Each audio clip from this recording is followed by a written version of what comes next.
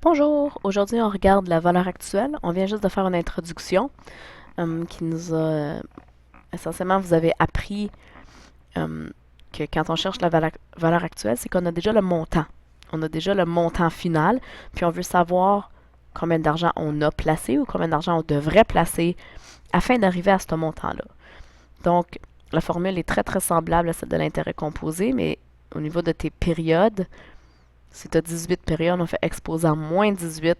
Donc, essentiellement, on s'en va à rebours de 18 périodes ou dépendant là, de notre valeur de n.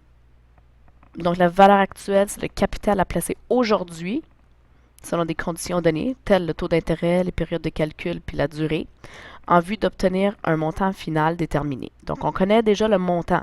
On cherche la valeur actuelle. La formule, valeur actuelle, on va faire le montant, donc le montant final, fois ça, même concept 1 plus i. Ici, donc, taux d'intérêt par période, d'intérêt composé, exposant moins n. Donc ici, le exposant moins n, c'est encore le nombre de périodes d'intérêt composé. Pour le premier, je dis le jour de son 21e anniversaire, Justin a reçu un montant de 5 000 $. Ses parents avaient investi un certain capital le jour de sa naissance, taux d'intérêt de 10,25 % composé trimestriellement. Quel montant avait été placé lors de la naissance de Justin? Puis ensuite, quel est le total des intérêts? Donc, on va se servir de la formule de la valeur actuelle. Donc, on a le montant ici qui est 5 000, parce que c'est le montant final qu'il a reçu. Taux d'intérêt, 0,1025, 10,25 %. Puis, je l'ai divisé en 4, vu que c'est trimestriel.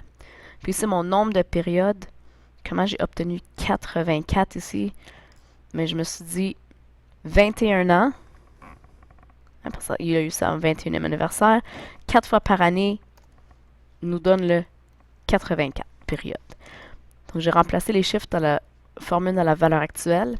5000 fois 1 plus 0,1025 divisé en 4. Puis là, exposant le moins 84, attention de ne pas oublier le moins ici, nous donne une valeur de 596 et 94. Donc ça, c'est le montant que ses parents avaient investi à sa naissance, puis à 21 ans, il était rendu à 5 000 $. Le total des intérêts, semblable aussi à l'intérêt composé, c'est toujours montant final, moins, dans ce cas ici, c'est la valeur actuelle, le montant que tu avais investi. Donc, tu termines avec 5 000 $, tu avais 596 et 94 de ta poche. Donc, comme un intérêt, ce que tu as fait, 4 403 et 6. Pour l'exemple 2, détermine la valeur actuelle d'un montant de 7 300 $ à un taux de 8,4 % composé semestriellement pendant 9 ans. Donc, ici, le montant 7 300 $. À gauche ici, j'ai marqué notre 7 300 $. Taux d'intérêt, 8,4 % va être 0,084 divisé en 2 parce que c'est semestriel. Puis le nombre de périodes, 9 ans, 2 fois par année, 9 fois 2 qui donne 18.